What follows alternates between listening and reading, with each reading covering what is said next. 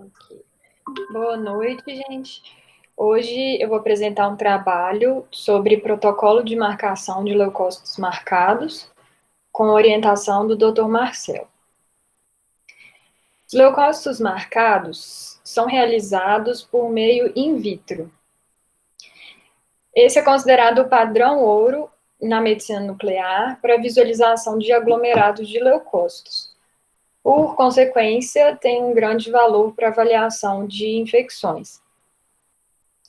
Essa realização da marcação in vitro pode ocorrer com tequinésio marcado, o HMPA marcado com tequinésio, o pirofosfato marcado com tequinésio, ou o DTPA marcado com tequinésio. Esses três radiofármacos podem ser usados para marcação in vitro. No momento, no IMEB está sendo realizada a marcação com o DTPA. Então, eu vou usar o DTPA como referência, mas vou explicar algumas mudanças pequenas que existem quando são os outros radiofármacos. Existe, então, um checklist no IMEB, que são 2 páginas com o passo a passo da marcação dos leucócitos, com ênfase nos principais aspectos, registrando também horários, quantidades e garantindo que todos os passos sejam realizados sem esquecimento.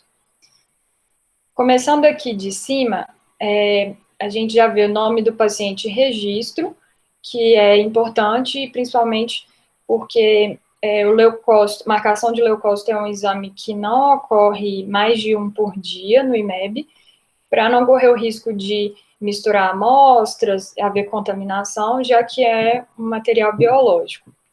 Então, você já registra o nome do paciente e tem a lista embaixo de todos os materiais que vão ser necessários. Ao lado, tem os registros de lote, que também devem ser anotados para controle de qualidade. O protocolo começa embaixo, nessas etapas de marcação. Começando, então, a primeira etapa é, em uma seringa de 60 ml, aspirar 10 ml de anticoagulante. Retirar a pressão da seringa e homogeneizar esse anticoagulante dentro dela, para quando for ter o contato com o sangue, não existir uma coagulação nas paredes da seringa. Segundo passo, coletar com uma agulha de grande calibre 45 ml do paciente de sangue. Lentamente, para não formar bolha, não formar espuma. É uma seringa de 60 ml, ela é grande. Então, eu vi que os pacientes ficam um pouco assustados com ela na hora do exame, mas é equivalente a mais ou menos uns 9 tubinhos daqueles de sangue que a gente tira normalmente em laboratório.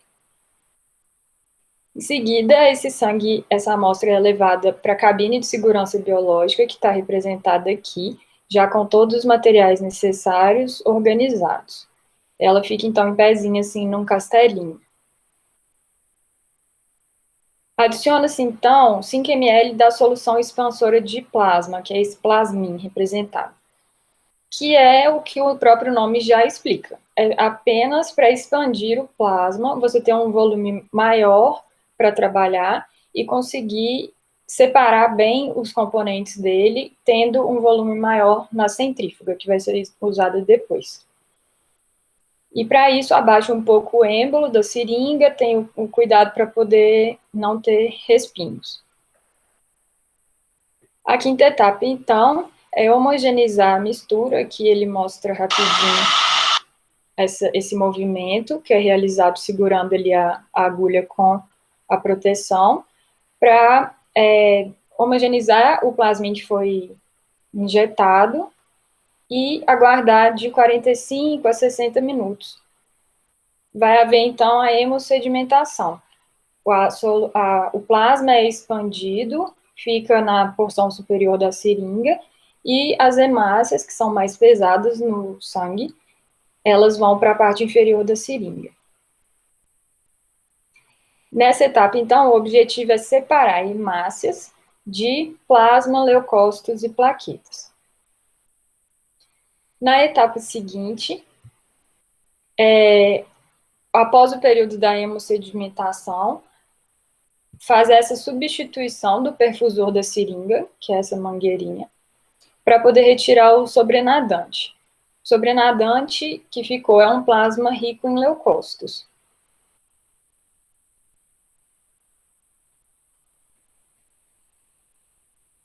Aqui ele vai pressionando a seringa devagar.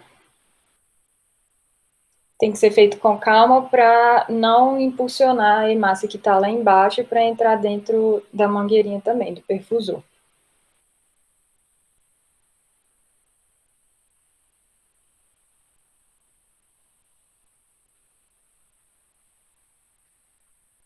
Nessa etapa, quando chega mais perto, ele aponta para mim, ele me mostra que quando sai um fiozinho vermelho dentro do perfusor, você vê que é a hora de parar.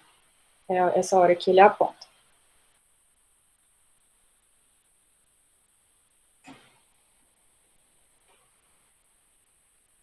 Esse, então, é o sobrenadante, é o que ele retirou, coloca nesse tubo Falcon, que deu mais ou menos 15 ml. O ideal para se trabalhar nesse exame é no mínimo 10 ml de sobrenadante. Em seguida, essa solução vai ser centrifugada por 5 minutos nessas especificações de rotação. Dentro da centrífuga, a gente vê que já tem um tubo Falcon aqui nela.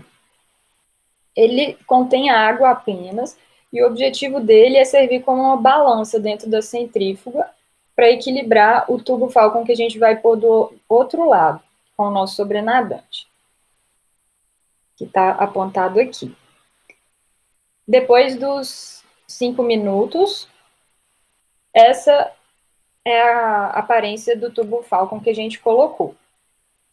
Nessa região a gente vê o botão leucocitário, e o objetivo, então, dessa etapa foi separar os leucócitos, que estão aí apontados na seta, das plaquetas, plasma e hemácias remanescentes. Em seguida,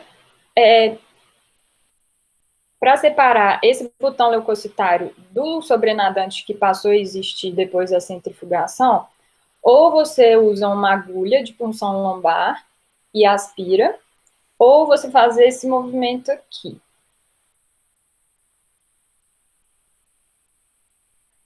Que consegue separar bem também, e manipulando menos a agulha. Em material biológico é uma coisa relevante, né? Em seguida, o sedimento que ficou, aquele botão leucocitário lá embaixo do tubo Falcon, é ressuspendido. Nada mais é que colocar um pouco do soro fisiológico dentro do tubo Falcon, 1 ml. E também adiciona-se a água para injeção, e homogeniza com o objetivo de ter lise de hemácias. Esse movimento, vou colocar mais uma vez, ele repete muitas vezes na homogeneização durante os processos, porque é um movimento firme, delicado, sutil, para também não haver lise de outras estruturas que vão ser importantes no processo. A água de injeção, então, foi a forma de realizar lise de hemácia remanescente por hipoosmolaridade. Então, a gente viu que o botão ele estava com um pouco de vermelho ainda existia um pouco de hemácia ali remanescente. Então, a água de injeção, sendo uma solução, criando um ambiente hipoosmolar dentro do tubo, ocorre a lise de hemácias por elas serem mais hiperosmolares. Em seguida, adiciona-se 1 ml do soro fisiológico 10%. O objetivo, então, é a isotonicidade, corrigir a osmolaridade, já que eu tinha tornado a solução hipoosmótica, e agora a intenção é corrigir. A aparência fica assim. Também se homogeniza suavemente depois. Mais uma vez a centrífuga. Depois de 5 minutos, o aspecto da solução é esse. A gente vai vendo que o botão leucocitário vai clareando e cada vez mais o sobrenadante também fica mais claro. Essa fase separa as hemácias lisadas, que foram lisadas ali com a solução de água de injeção, separa ela dos leucócitos e plaquetas e outros elementos remanescentes que ficaram no tubo. Em seguida, é realizada uma reconstituição do DTPA com 2 ml de soro fisiológico, aspirando 2 ml dessa solução. Por que o DTPA está sendo realizado, está sendo utilizado? Ele apresenta cloreto estanoso em quantidade semelhante ao pirofosfato. O cloreto estanoso, quando a gente lembra das outras aulas de marcação, ele é um agente redutor. Então, o pertecnetato que vem do gerador, ele vem no estado 7+, e o cloreto estanoso reduz para estados de 4, 5. Isso viabiliza que o tecnésio seja incorporado às células, porque quando ele está no estado 7+, ele apenas entra e sai delas. Nesse caso, se fosse pirofosfato, teria diferença apenas nessas quantidades de reconstituir com 5 ml de soro e de aspirar meio ml em vez de 2. Em seguida, aquela centrifugação que a gente fez vai ser separada da mesma forma que foi mostrado o primeiro vídeo que eu mostrei, que ele faz aquele movimento. Então, fica desse lado esquerdo dele o sobrenadante e direito o botão leucocitário aqui no fundo. O botão leucocitário, então, é ressuspendido mais uma vez com 1 ml de NaCl e é adicionado também o DTPA, que a gente tinha acabado de diluir. Fica, então, esse aspecto. E ele é incubado por 10 minutos em temperatura ambiente, só descansando mesmo. E é realizado aquele movimento com as mãos novamente para poder homogeneizar a solução. Isso evita que sedimente lá embaixo, que fique só descendo as estruturas mais pesadas para o fundo do tubo. Nessa etapa, se fosse com pirofosfato, seriam 20 minutos de incubação. Depois da incubação, é acrescentado mais soro fisiológico, 10 ml, e novamente vai à centrífuga por 5 minutos. Essa centrífuga, ela é blindada para poder receber tecnésio. Depois de 5 minutos, então, esse é o aspecto. A solução sempre mais clara e o botão leucocitário sempre se aproximando do tom mais amarelado, branco. Essa etapa, então, teve o objetivo de separar os leucócitos ligados ao DTPA de plaquetas, DTPA livre e outros elementos remanescentes na solução. Mais uma vez, se despreza o sobrenadante, daquela forma com o movimento lá com as mãos, e o que ficou aqui no fundo do frasco é apenas o botão leucocitário marcado com DTPA. Em seguida, ele é ressuspendido com soro e acrescenta-se, então, o pertecnetato. Então, uma particularidade desse exame é que o pertecnetato é ligado ao DTPA depois das outras etapas. Ele não é feito primeiro e depois adicionado aos leucócitos.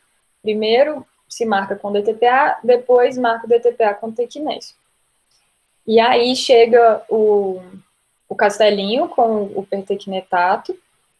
Logo do lado da cabine biológica tem a radiofarmácia com a blindagem e é retirado entre 1 e 2 ml de pertecnetato. Importante que tenha sido eluído a menos de 24 horas. Ele, então, é incubado por 20 minutos, o pertecnetato, e em seguida se homogeneiza novamente para evitar a sedimentação das células. Aqui, ele usa bastante essa luz para poder ver a sedimentação. Quando a gente coloca contra a luz, dá para ver certinho uns grumos assim, e depois da movimentação com as mãos, eles se desfazem e você não vê mais. E uma atenção aqui, nesse checklist, tudo é avaliado. Horário que é realizado, volume, sempre com essas informações registradas. A próxima etapa é adicionado mais 10 ml de soro no tubo Falcon e levado à centrífuga mais uma vez, por 5 minutos. Esse é o aspecto que é retirado. Nessa etapa, então, foi separado o leucócito marcado com DTPA ligado ao tecnésio, da solução com DTPA marcado com tecnésio remanescente.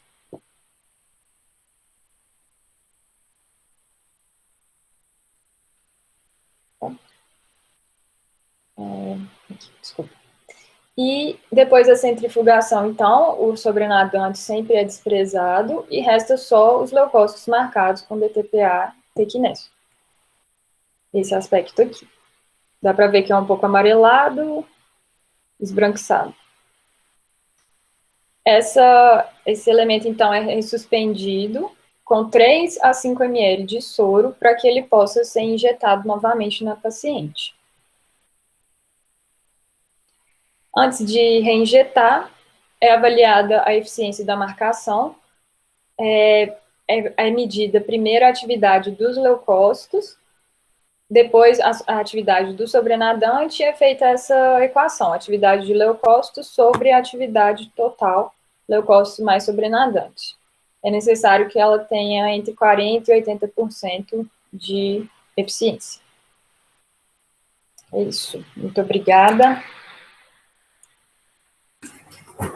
Luísa, eu acho que ficou excelente, como eu te disse, eu quero essa aula sua, porque se em algum momento eu tiver que dar novamente, mas eu acho importante a gente pontuar algumas coisas para que fique claro como que está acontecendo essas etapas aí, né? Uhum. Na verdade, a primeira etapa que, na verdade, os traçadores, né? Quando a gente vai escolher traçador, qual traçador que a gente vai escolher como principal, o que vocês vão achar no livro é o HMPAO, tá? E não o SCD, aliás, perdão, e não pirofosfato e não DTPA, tá? Mas a questão toda é justamente a falta. Por que é importante saber disso? Porque o princípio de marcação muda. A gente vai usar a parte lipofílica para poder fazer a marcação. Diferente desse processo agora, é que eu vou ter que fazer uma lise de hemácia, porque senão eu marcaria tudo. Então, e que vai ser responsável por degradar um pouco a qualidade do exame, e por isso vai ter captação pulmonar. Um outro traçador que vocês vão ver falar nos livros é o índio. Então, antes do tecnésio, muita gente utilizava o índio. O problema é o custo do índio para poder a realização do procedimento, além da dose de exposição durante o processo de marcação do traçador. E aí o processo que a Luísa vai mostrar, na verdade, o que a pessoa está fazendo é separar, em cada uma das etapas, ela separa uma parte dos elementos sólidos do sangue. O primeiro a ser separado na centrifugação vai ser as plaquetas, e aí as plaquetas por densidade, não sei se todo mundo lembra, é como se fossem pequenos fragmentos de célula, e por isso na centrífuga ela vai ser a primeira a se separar nesse momento. E aí depois eu vou ter os leucócitos e as hemácias juntos. E aí fica como que eu separo os dois. E aí o processo de marcação ele vai acontecer pela diferença de osmolaridade. Não sei se vocês lembram, mas a hemácia ela não consegue manter a osmolaridade dela. Ela não consegue fazer essa regulação. Então, o que a gente faz é colocar uma solução hiperconcentrada para que ela aconteça a lise, e depois a gente faz um processo de separação, depois eu corrijo novamente essa lise que eu fiz, voltando à tonicidade do líquido, então por isso vocês vão ver duas soluções diferentes de concentração, e depois eu vou centrifugar novamente o processo, para aí eu retirar essas hemácias, para aí sim eu adicionar o DTPA, baseando-se que não é o DTPA, eu estou utilizando o cloreto estanhoso dentro dele, tá? Para depois adicionar o tecnésio e aí fazer uma nova centrifugação, para aí eu separar o sobrenadante da solução que não foi marcada e ter o botão leucocitário para poder injetar dentro do paciente. Outra coisa importante é, a gente usa o princípio do cloreto estanhoso para fazer hemácias marcadas, tanto que, atualmente, na falta do pirofosfato, a gente marca as hemácias dos pacientes utilizando o DTPA, para fazer pesquisa de sangramento, pesquisa de hemangioma, na ausência de ventriculografia. A questão toda é, a quantidade de cloreto estanhoso não chega igual a do pirofosfato, além dos outras soluções, outros produtos que otimizam esse processo. Mas a gente conseguiu fazer um protocolo muito bom. Então, uma das limitações vai ser a avaliação dos campos pulmonares, porque, apesar da marcação estar maravilhosa, o Rafael aprendeu muito nesse tempo que ele está lá, de fazer menos gruma, porque eu chamava atenção e perturbava ele toda vez no vítreo, olha, a marcação não ficou boa, o que fez, até chegar nesse protocolo com esses tempos desses formatos. Caso alguns de vocês tenham interesse, todas as marcações com HMPAO, com pirofosfato, com DTPA, todas elas estão no protocolo em PDF. A Luísa não está com isso, o Albiano está afastado aí de atestado médico. Depois, se vocês tiverem interesse, eu consigo esses PDFs, porque isso é importante, são informações dificilmente de se encontrar em livro, tá? Excelente o passo a passo, Luísa. Obrigada. E agora a gente vai falar um pouco das aplicações clínicas com a Bárbara. Isso, vou colocar aqui.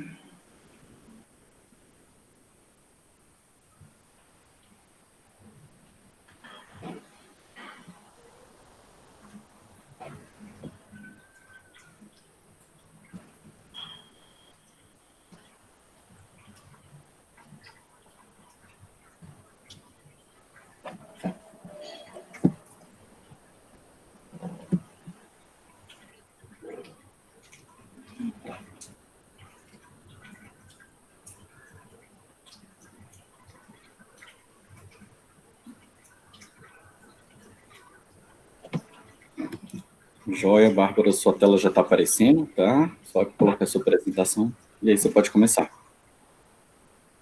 Ok.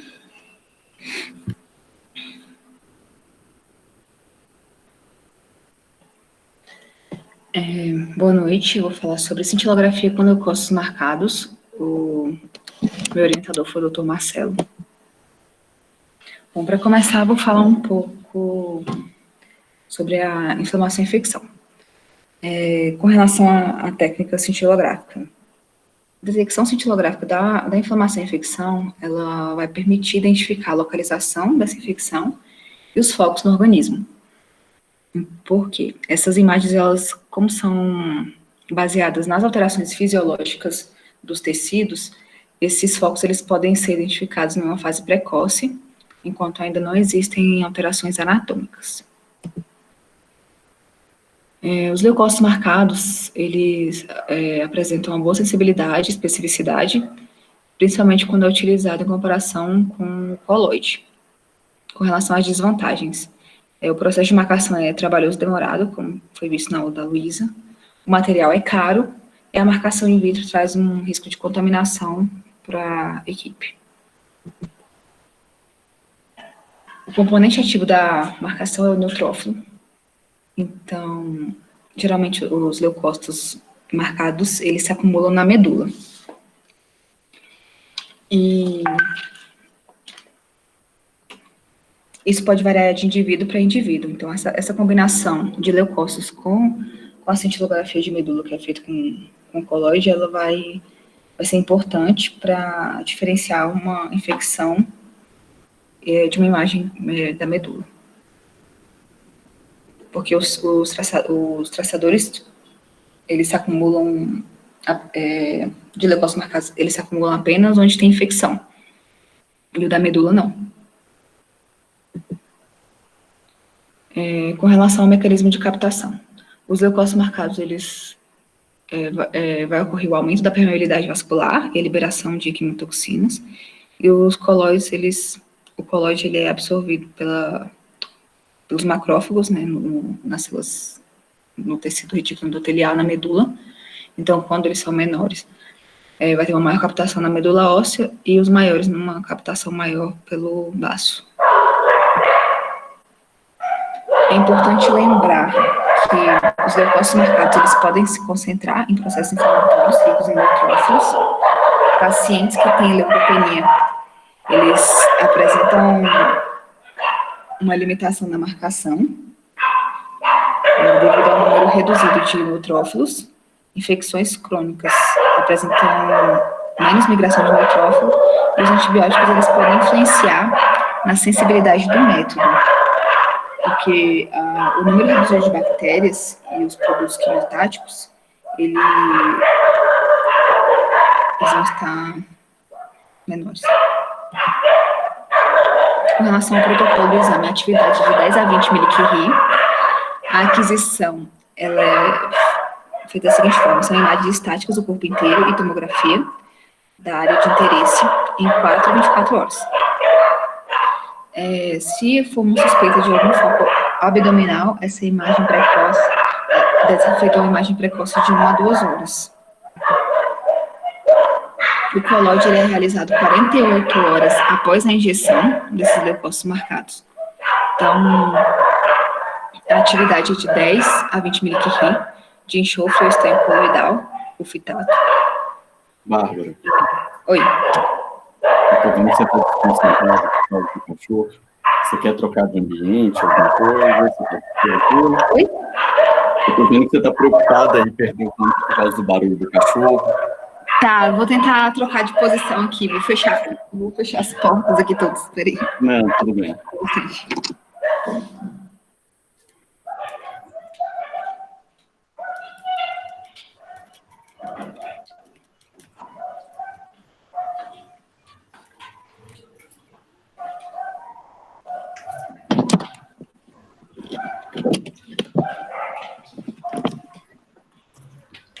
Não é porque tem 30 cachorros aqui na vizinhança. Não, tudo bem. Mas é porque eu vi que você estava ficando um pouco ansiosa e preocupada. Pode não interromper. Assim. Fica à vontade. Tá, eu parei. No colóide são feitas imagens estáticas do corpo inteiro e tomográficas também dessa área de interesse em 20 minutos. E se não houver isso aqui é importante, se não houver uma atividade de leucócitos marcados na região de interesse, a imagem de medula não é útil, então não precisa nem fazer a outra etapa. Com relação à biodistribuição dos leucócitos marcados, então ele vai ter uma captação no fígado, baço, medula e pulmão, e da medula também, fígado, baço e medula. Aí o baço está mais evidente na imagem de colóide. As aplicações clínicas são várias, né? Então, infecções do sistema musculoesquelético, infecções em próteses articulares, infecções pulmonares, transplante cardíaco e cardites, sarcoidose, infecção do sistema geniturinário, febre de origem indeterminada e linfomas. Aí a aula vai ser basicamente do sistema musculoesquelético. Com relação à interpretação. Então, a distribuição da atividade nas imagens de leucócitos e na medula, em indivíduos saudáveis, elas são coincidentes, assim, são congruentes. Isso só não acontece na osteomielite, porque ocorre um aumento na captação de leucócitos e uma supressão da captação do colóide. O que é importante observar? A comparação da atividade de leucócitos marcados na região de interesse e fazer uma comparação com o ponto de referência que é considerado normal, que é visto na imagem do colóide. Então, osteomielite. Então, o exame de leucócitos marcados, ele apresenta uma sensibilidade maior que o do galho, no esqueleto apendicular, cerca de 98%, maior especificidade quando comparado com a cintilografia com o colóide, e quando ocorre a comparação dos 2 métodos, ele é positivo para infecção quando as imagens são incongruentes.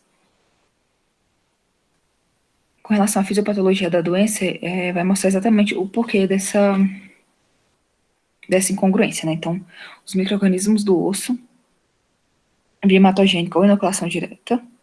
Então, ocorre uma proliferação bacteriana por conta desse influxo de neutrófilos e uma atividade aumentada nas imagens de leucócitos. Aí, em 48 horas, o osso ele vai sofrer uma necrose e formação de abscesso. Então, ocorre um edema medular e congestão vascular, aumenta a pressão intraóssea, trombose de pequenos vasos, tem uma redução do oxigênio, queda do pH, uma insuficiência vascular e aumento da pressão intraóssea, que vai suprimir ou destruir os fagócitos da medula óssea. Então, essa captação, ela não vai acontecer no colóide de enxofre, na imagem de colóide. Por isso que somente na osteomielite que ocorre essa hipocaptação. Então, aqui é um exemplo, né, de imagem de um paciente que tem uma captação, uma hipercaptação no terço superior do fêmur, que é não coincidente com a do coloide, então tem uma captação mais evidente. Aí, as imagens de SPECT-CT, ela confirmam, né, essa topografia no terço médio do fêmur direito, que é sugestiva de uma infecção óssea nessa região.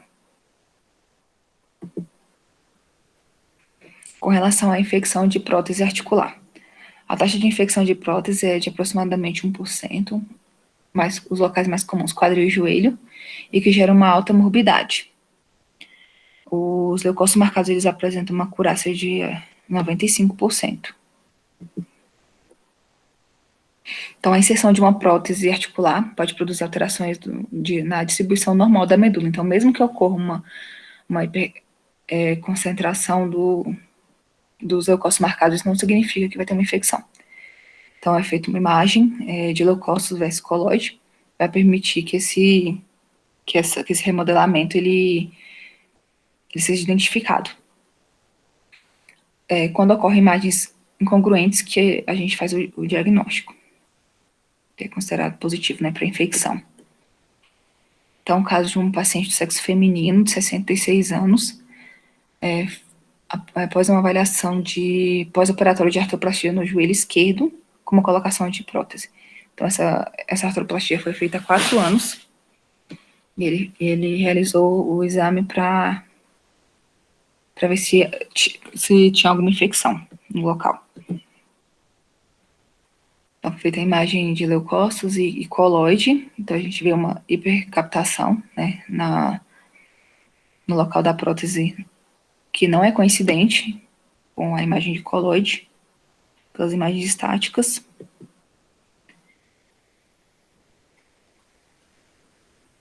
E a gente vê que tem um sinal de processo inflamatório infeccioso adjacente ao componente femoral, componente protético femoral no joelho esquerdo. Então, foi importante para esse diagnóstico. No caso 2, o paciente de sexo feminino, 81 anos, com uma dor, com queixa de dor e úlcera na região proximal do fêmur direito, há cerca de um ano. Então, ela foi submetida a procedimento cirúrgico para colocação de prótese há 14 anos, e o exame foi solicitado para avaliar uma osteomielite. Foi feito o exame de leucócitos com coloide, identificou que o componente protético do fêmur direito e sem aumento de leucócito marcado. Então, como era coincidente as duas imagens, a hipótese diagnóstica foi de remodelamento ósseo pós-cirúrgico. Mas aí nas imagens de corpo inteiro, percebeu-se que havia uma hiperconcentração, uma hipercaptação em orofaringe, que não era coincidente na imagem de coloide. Então, foi feita imagem estática, que viu essa captação discordante à esquerda. E as imagens tomográficas, né, do crânio, que confirmaram o abscesso dentário na arcada superior. E a paciente relatou que sentiu uma dor em hemiface esquerda e uma halitose há cerca de 15 dias. Então, as imagens de SPECT-CT confirmaram essa captação na topografia do processo alveolo-dentário à esquerda. Aí mostra a importância de se fazer, né, a imagem de corpo inteiro para localizar outros sítios, que, mesmo não sendo a queixa principal da paciente.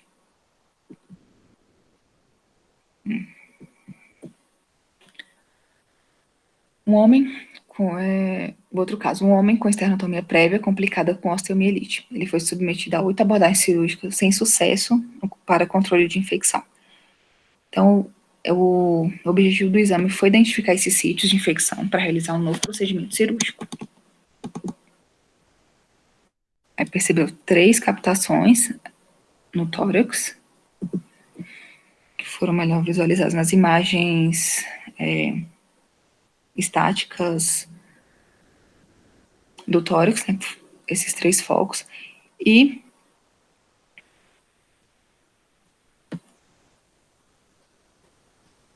que não havia concordância com as imagens da medula. Então, houve a hipótese diagnóstica de um processo infeccioso em atividade nesse paciente. As imagens de SPECT-CT mostrou essa captação em partes moles no externo, próximo inferior ao externo. Outra captação no quinto arco costal esquerdo e a terceira no sexto arco costal esquerdo também. E as imagens de colóide não apresentavam nenhuma captação. Com relação à neuropatia de Charcot, está mais associada ao diabetes mellitus. O local mais comum é o pé, que nessas situações eles geram perfuração e úlcera, né, que predispõe ao osteomielite. As articulações mais acometidas tarsal e metatarsal, 60%, metatarsofalangiana, cerca de 30%, e tibio-talar, 10%. Então, a fisiopatologia, né, são traumas repetitivos, rupturas ósseas e articulares, ocorre uma deformidade e instabilidade articular, que gera uma degeneração na articulação, uma subluxação e, posteriormente, uma destruição. O acúmulo de leucócitos marcados na neuropatia de Charcot, no infectado, ocorre, e essa captação está relacionada à presença de uma medula hematopoieticamente ativa. Então, nem sempre esse aumento da captação está relacionado a um processo infeccioso. Então, pode ser apenas um remodelamento. Por isso, a importância de fazer o exame com o colóide, quando houver alguma dúvida. Na fratura.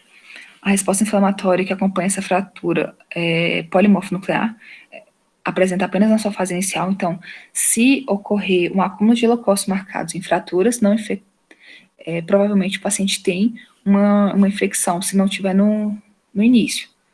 Porque, como foi visto, né, ela só é polimorfo nuclear na fase inicial. Então, depois é apenas uma inflamação.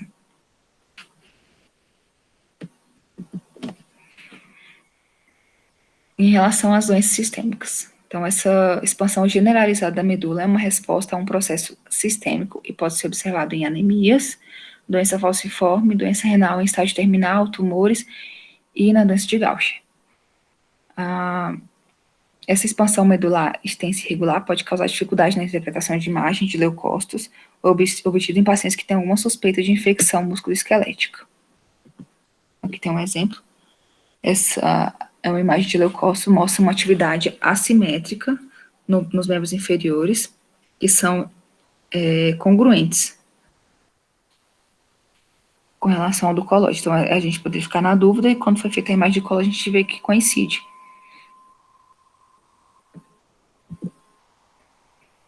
Então, paciente que tem doença falciforme, a gente quando fez a imagem de colóide, aí percebeu que tem uma hipocaptação na tíbia proximal esquerda, mostrado na seta, que confirmou que na imagem de leucócitos marcados havia uma captação maior. Então, talvez poderia passar sem perceber. Com relação às distribuições atípicas, né? O paciente que tem hiperostose, então, que vai ser responsável pelo aumento da atividade nas imagens de leucócitos marcados, e a aparência simétrica vai diferenciar essa infecção, mas nem todos os casos de hiperostose, eles são simétricos. Aí, nesse caso, a imagem de medula que vai diferenciar. Pacientes com miosite ossificante, ossificação heterotrópica. Então, sempre que houver dúvida, é importante fazer a comparação dos dois métodos. Então, aqui é só um exemplo para ver essa hipercaptação de paciente que tem ossificação heterotópica. E algumas limitações e pitfalls do exame. Se os leucócitos não migrarem para o local da infecção, a imagem da medula não vai fornecer nenhuma informação, como eu falei no começo, né? Pacientes que têm osteomielite na coluna também, vai aparecer uma área fotopênica na imagem de leucócitos marcados, então o melhor exame não será esse. E a imagem de colóide, ela se torna fotopênica em cerca de uma semana após o início da infecção. Então, esses estudos, eles devem ser observados com cautela quando a infecção for aguda. e quando ocorre uma captação nos linfonodos na região da virilha, que pode confundir na interpretação da comparação com o colóide, pode dar uma imagem congruente, por isso é importante também as imagens de SPECT-CT. Ou quando ocorre um preparo incorreto do colóide, do enxofre, ou se o exame foi realizado há mais de 2 horas. Aqui alguns exemplos de falso negativo, falso positivo.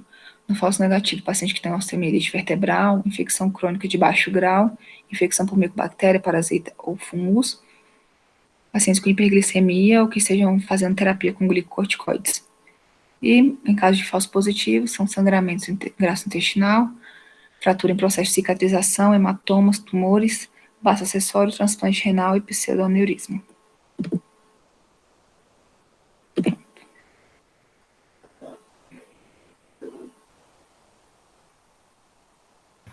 Ótima aula, Bárbara, já tinha visto, né? Aí eu vou falar algumas coisas e eu acho que seria interessante se aparecer mais pessoas para a gente poder fazer alguma troca aí, porque como sou eu que acabo fazendo muito, esse exame, algumas coisas nem todo mundo estão acostumados. Com relação ao protocolo inicialmente, depois de mais de um ano, eu já estava quase 1 ano e meio, foi quando eu parei de fazer as imagens de 24 horas. O motivo de eu parar foi a estatística muito ruim, né, de que a qualidade das imagens não me acrescentavam nada, e as imagens de SPECT-CT, de 16 canais, entendendo as áreas de atenuação, hiperatenuação que aconteciam, eram extremamente muito mais importantes para mim do que as outras. Como eu percebi que eu praticamente não utilizava as imagens de 24 horas, e eram um procedimento extremamente oneroso, e além disso, a gente aqui já fazia medula óssea para todos os pacientes, eu acabei suspendendo ela. O tempo, habitualmente, da realização dele é de aproximadamente, a gente fala de 3 a 6 horas, de 4 a 6 horas após a injeção, tá? Então, vão chegar esses anos para vocês. De rotina, devido à pandemia, tem acontecido que eu tenho feito a tomografia de alta de todos os pacientes, porque apesar de eu não conseguir fundir, eventualmente, eu consigo utilizar muito dessas imagens, já pelo tempo que eu estou laudando, delas conseguirem me acrescentar, de eu conseguir, às vezes, um derrame articular, de eu conseguir caracterizar os elementos protéticos, que o SPECT-CT, por exemplo, da Torre 2, não vai me permitir fazer. E muitas vezes muda o laudo do paciente, me permite dar mais informações para o colega. Com relação às indicações aí, toda vez que aparece uma pesquisa de febre de origem determinada, se o paciente não tem suspeita de infecção óssea e eu não vejo nenhuma área suspeita de óssea, eu não faço medula óssea de rotina desse paciente. Na verdade, a medula óssea fica como solicitada para todos, porque a grande indicação que tem chegado na clínica são pacientes de complicações pós-operatórias cirúrgicas, no qual a medula óssea do paciente já possui uma distribuição anormal do que de um paciente. Então, ter a base de uma medula óssea é essencial. Outra coisa importante é saber das limitações, entender que alguns processos infecciosos, o tipo de resposta imunológica que esse paciente tem. Vou dar exemplo. Já chegou paciente para mim que queria saber se o paciente tinha sarcoidose ou tuberculose, com leucócito marcado. E eu falei, e agora? Assim, eu tive que parar, reler e entender que o padrão de resposta de doença granulomatosa é diferente. Ela é feita principalmente por monócito. Monócito na verdade, não é nem de longe a primeira ou a segunda tipo celular predominante entre os leucócitos no sangue nosso. Então, a quantidade de monócito que eu marco é muito menor. Mas, ao mesmo tempo, se eu tenho uma pesquisa de tuberculose, é um exame que é extremamente específico, mas não tão sensível, mas que eu seja capaz de valorizar uma captação muito menor, pensando que a quantidade de leucócitos que eu marquei desse paciente foi diferente. Outra coisa de rotina, que eu acabo fazendo, e às vezes mais do que do galho da óssea, que a gente busca a intensidade de captação, quando é uma captação muito assimétrica, assim, de muita intensidade, em uma etapa em relação à outra, não dá dúvida. Mas talvez, a maioria das vezes, por bater meu martelo, se o processo é infeccioso ou não daquela simetria, eu tento achar áreas de incongruência. A incongruência, muitas vezes, é capaz de pesar mais para mim do que essa simetria, a menos quando ela é muito gritante, e aí não tem o que discutir, né? Lembrar das distribuições fisiológicas, então, onde, por exemplo, está passando vaso, leucócito está passando. Com relação à parte de antibiótico, é uma parte totalmente discutível. Durante daquela revisão que eu fiz para aquela aula do congresso de otite externa maligna, é que não existe contraindicação e que é um assunto controverso, que antibiótico pode ou não suspender, porque a principal indicação do exame é justamente, muitas vezes, avaliar a suspensão da antibiótico terapia precoce desse paciente, que está extremamente prolongado. E o que eu tenho visto é que eu consigo pegar, independente da utilização. Com relação à leucopenia, durante uma época a gente começou a restringir esses pacientes de fazerem. Mas o que eu percebi é que, quando ele está chegando, muitas vezes, é a chance que ele tem. Então, assim, ele já passou por diversos outros métodos, entendem a limitação do método e que aquele exame é uma tentativa de dar uma informação extra. Então, a gente acaba optando por fazer. Uma coisa importante, que agora que eu lembrei do protocolo, que a Luísa falou e eu esqueci, vocês viram o volume de sangue que esse paciente coletado. É 45 ml de sangue, quase 9 tubinhos. Claro que em criança eu não vou coletar tudo isso, mas eu preciso de um volume razoável. Inclusive, esse se torna um outro fator limitante da realização do procedimento, além de todo do tempo, da cooperação, de que a criança faça, entender o volume de sangue que muitas vezes eu preciso com relação a isso. Eu acho que eu reforcei bastante coisa aí que eu tenho feito. Uma outra coisa também foi que eu mudei recentemente os laudos de leucócito novamente.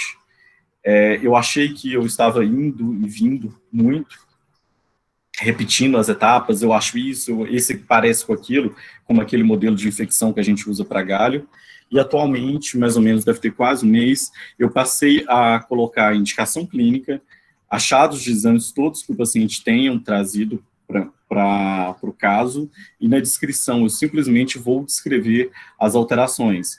Tem um predomínio de atividade linfoleucocitária em relação à atividade medular em tal lugar, ponto. E na conclusão, vou falar exame sugestivo de processo infeccioso em determinada região. E isso facilita para mim, porque eu acho que o cara, acho que aquele raciocínio é muito mais nosso do que do pessoal das outras especialidades. Eu passei a incluir informações que eu acho que é essencial e fazer como um checklist mental de que eu estou vendo a indicação, peguei todos os exames desse paciente e, ao mesmo tempo, eu estou registrando isso dentro do programa de laudos da empresa.